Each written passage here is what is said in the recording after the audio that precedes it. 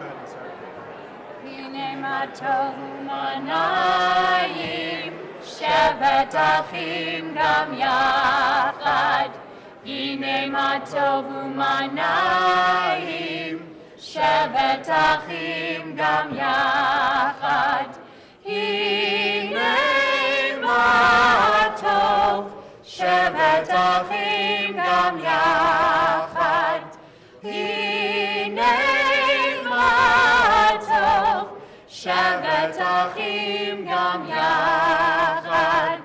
Hine ma tovu manayim, shevet achim gam yachad. Good evening.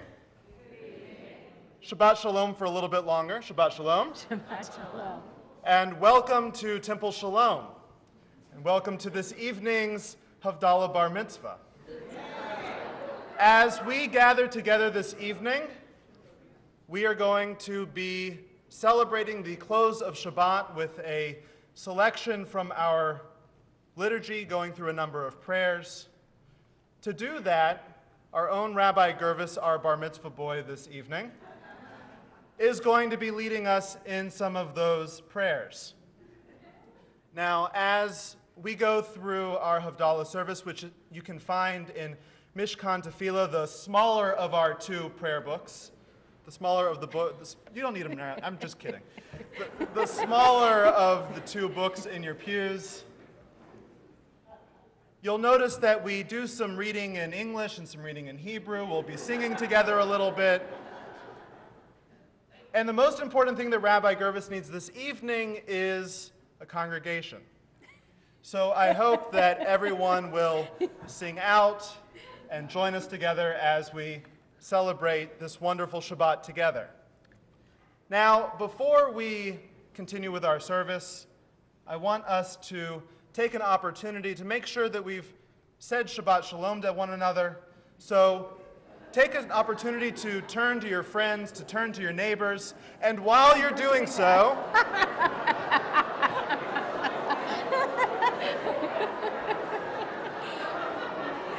Please turn off anything.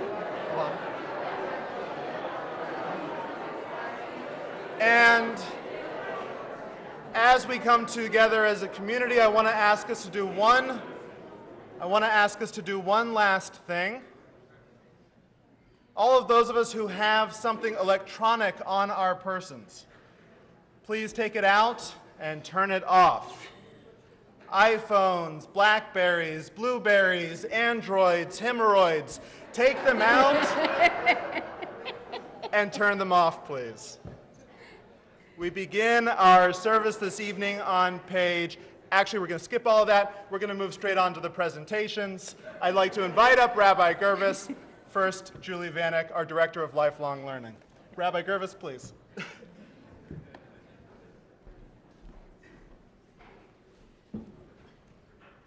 I don't want to be shorter than the bar mitzvah boy.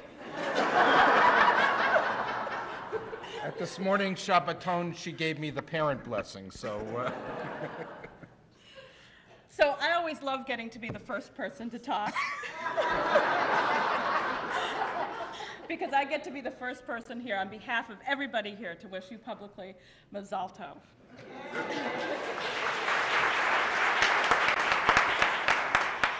So when I was thinking about what I wanted to say tonight, You're not going to do Zehayom Assad on my...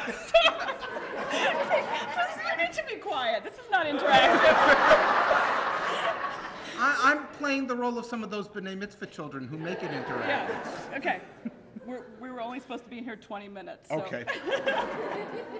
So when I was thinking about what I wanted to say tonight, so first I was thinking, well, I could certainly talk about being in this period of counting, of the Omer. We could count all the years you've been here and all the wonderful things that you've done and the wonderful simchas that we celebrated.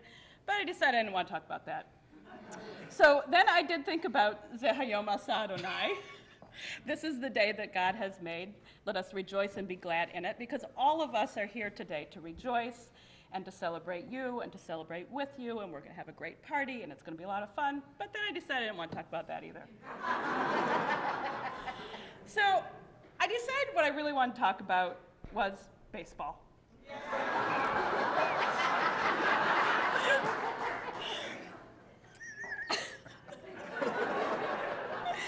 The problem is that we all know one another's shtick. You gotta realize. So, seriously though, we know you love the Red Sox, but we also know that 13 years ago, you came here and you came to a new team, a team of staff and of congregants, and you shaped and molded that team and have made all of us and made all of Temple Shalom who we are today. And the one thing that we can say for sure, you know, we've had some wins, some losses. You know, it hasn't always been just wins, just like the Red Sox. And we've, you know, traded some people here and there and had, had some people on the DL too, most recently you. But throughout it all, the one thing I think that we can all say, and that really everybody here is here to attest to today, is that in every season you have knocked it out of the park.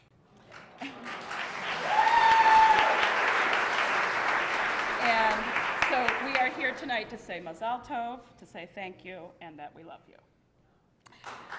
So now I have a few gifts. So first of all, first is the Bar Mitzvah certificate. So we decided it needed to be a little bit larger. I didn't print that one out of my computer. No.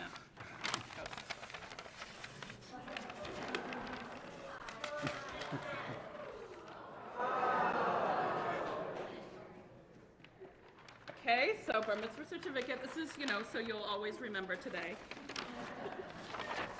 And I also have a gift for you on behalf of the Brotherhood.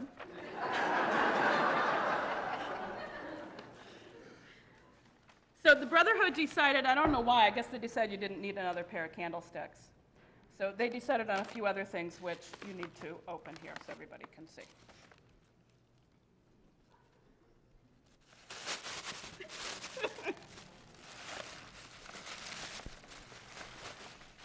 All right. Temple Shalom Starkers.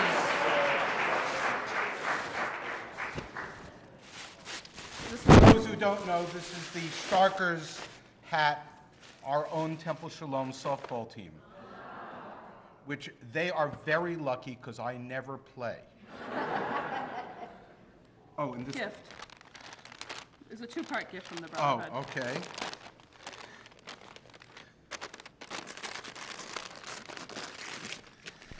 Ah, it's the rest of the uniform.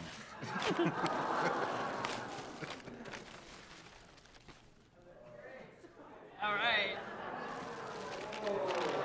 Very nice.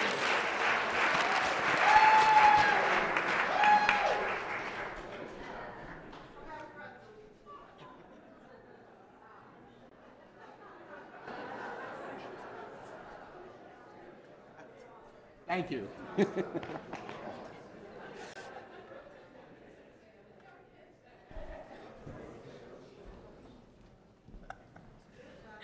So, we have more presentations, and to echo Julie's words, Yasher Koach on a job well done. And we know that's Julie's shtick at every bar mitzvah. So as the newest, and I'm going to continue these baseball metaphors, as the newest member of this team. We're not doing hockey this week, so.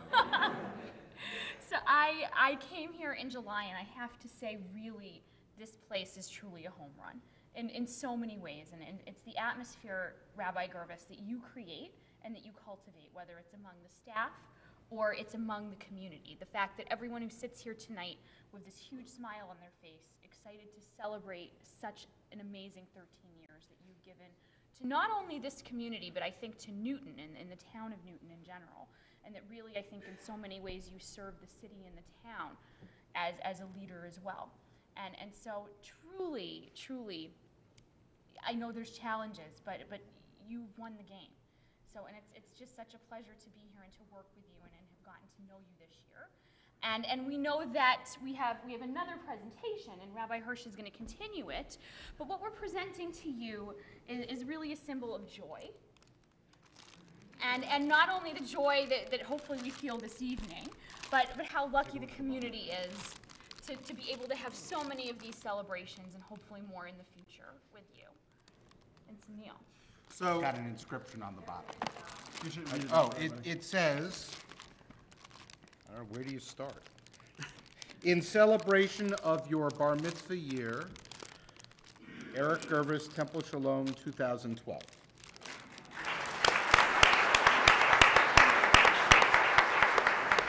So, Rabbi Gurvis, usually you are the one who, on Saturday mornings, is the one who gets to give the charge to the B'nai Mitzvah students. So, I had to figure out how to do this. I don't usually do it. Where does Rabbi Gurvis get his material from? Their Devar Torah. So, so I went on an expedition. I let myself into your office. I hope that's okay. And I went around your bookshelves to try to find that perfect book that I know that he uses to come up with what he says to each B'nai Mitzvah student. And I found it. It's the MASH trivia It was book. smashed between two other volumes. You see, it's a thin book. Of the ancient book of Gurvis baseball metaphors. It seems to be a very old volume. Let me read from it. Al, I didn't do this. They were telling me that. You've been batting 1,000, hitting them out of the park. It's nice to play with such a heavy hitter, though really you're in a league of your own. Now, it's true sometimes you do need to play hardball with me, but I hope you know that with all of us here with you, we're going to make sure that we cover all of our bases. And the bottom line is good to know that whenever you step up to the plate, you're not going to come up with a whole bunch of stuff that's out of left field, and that you're prepared to bring it on home. Bottom line.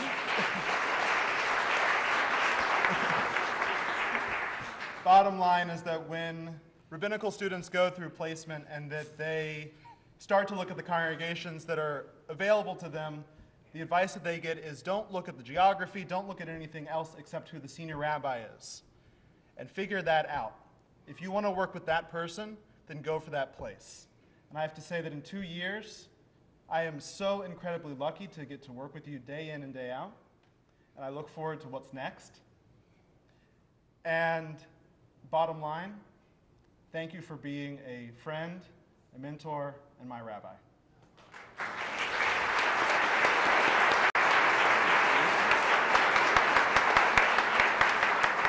So we're not done just quite yet. You forgot that the one that says there's no crying. Oh, never mind. We're not done just quite yet. We have to have a real rabbi give a charge. So, Rabbi Jaffe. Wait a minute. You guys are real rabbis.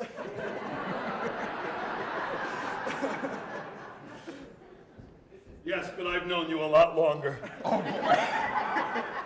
No, Eric, it's truly my honor. Now there's going to be crying in baseball. First, I want to say on behalf of all of us, Rabbi Hirsch, Julie, the entire congregation, how proud we are of you today.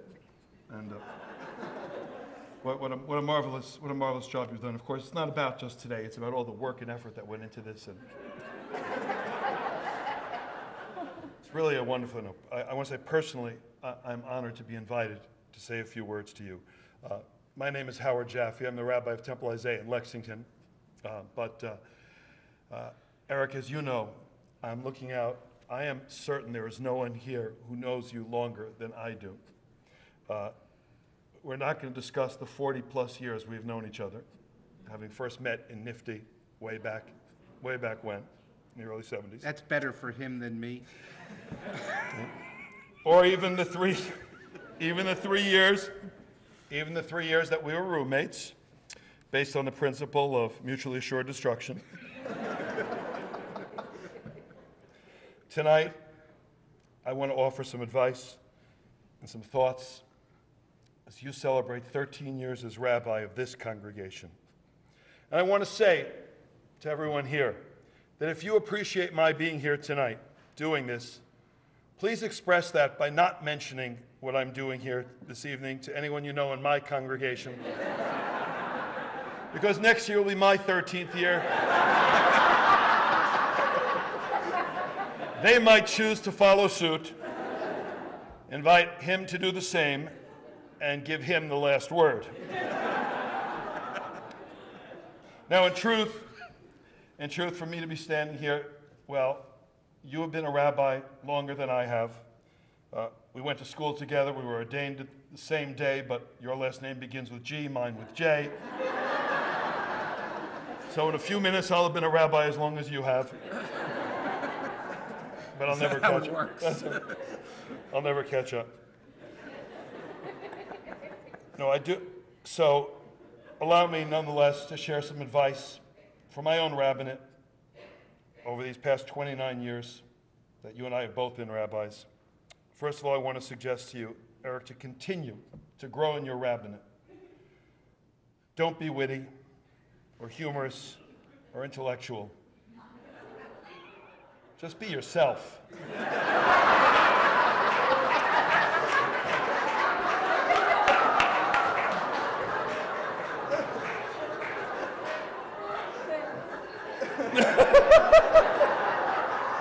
You'll pardon me while I take notes for next year. As I mentioned, if you appreciate my being here. Eric, as rabbis, we're expected to know something about wisdom.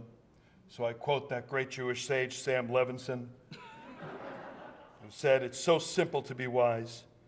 Just think of something stupid to say and then don't say it."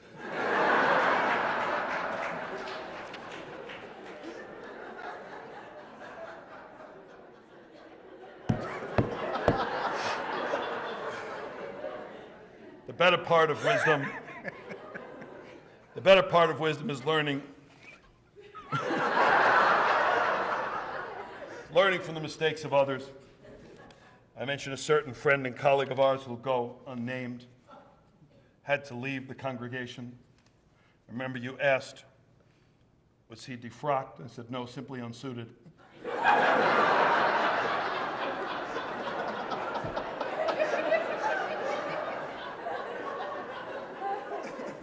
I remember back when... And I know he learned that from his Uncle Iggy. Yeah, that's true. Remember visiting you and Laura back in Mississippi when Benjamin was your only child at the time. Sarah, yes, you did come along. And then Aaron and Jacob, eventually you did too. And Jacob, by the way, thank you for not making me the oldest of our friends to have a child at the time.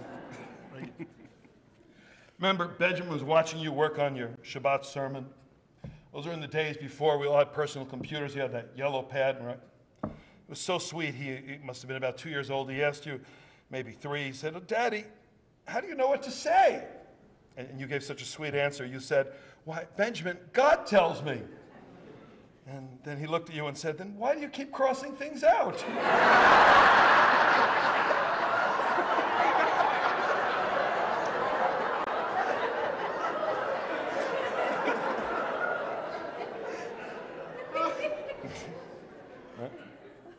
Again, learning from the wisdom of others. Not to do what one of our colleagues did. Someone came into his or her office, I don't want to identify who it was, and said, "I need your advice. We just had our first child." Our colleague said, "Mazel tov." He said, "Thank you. Tell me, can we name the baby after a relative?" And the answer is, well, according to the Jewish custom, you know, we only name after a departed parent. As well, all of our grandparents are still around. Which our colleague said, "Oh, I'm so sorry to hear that."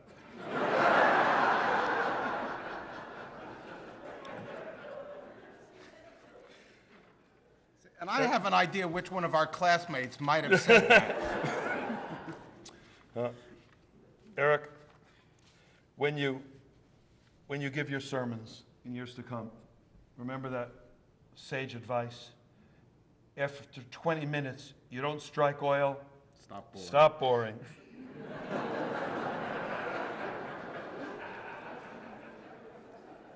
I suspect you are familiar with the results of the computerized survey that the URJ recently published on the perfect rabbi. Indicates that the perfect rabbi preaches for exactly 15 minutes. He or she condemns sin but never upsets anyone. He or she works from 8 a.m. until midnight, is also the janitor. He or she makes $2,000 a week, wears good clothes, buys good books, drives a good car, and gives about $2,000 a week to tzedakah. He or she is 35 years old with 40 years of experience, has a burning desire to work with teenagers, and spends all of his or her time with senior citizens. The perfect rabbi smiles all the time with a straight face because he or she has a sense of humor that keeps him or her seriously dedicated to their work. He or she makes 15 calls daily on congregation families, shut-ins, and hospitalized, and is always in his or her study when needed. Eric, you may not be the perfect rabbi, Safe bet. but the presence of so many here tonight testifies to something far more important. You are a wonderful and beloved rabbi. And as you celebrate your 13th year as Rabbi of Temple Shalom, may you continue together with your congregation to grow from strength to strength. I joked at the beginning when I said just be yourself, but I meant it. Be yourself, Eric, the kind, caring, compassionate, scholarly, and dedicated human being that you are. One who brings honor to the title rabbi and lifts up all of us who share that title with you. Mazel tov to you, my dearest friend.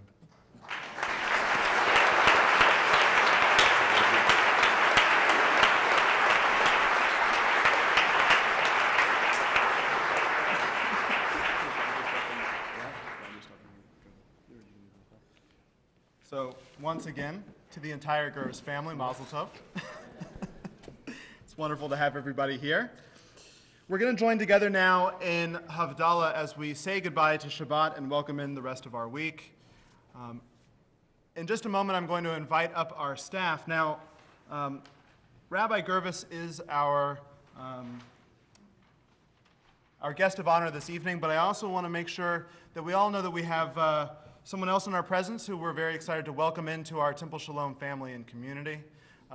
Cantor Peter Halpern, who will be joining us as our cantor come mid-June, is in town visiting as he starts to get settled in the Newton community and is joining us this evening as well. So as we go through this evening, if you get a chance to go say hello to him and introduce yourselves, certain that he will greet you with a smile as we all get to welcome him to our congregation as well. Havdallah is on page 306 in Mishkan Tefillah if you would like the words. And I'd like to invite up the entire Temple Shalom staff to come stand with Rabbi Barry and Jerry and myself as we lead us all in Havdallah. And Rabbi Gurvis is going to play. He decided he wanted to play guitar for us this evening. This is a disaster. Yeah, we're going to come down here.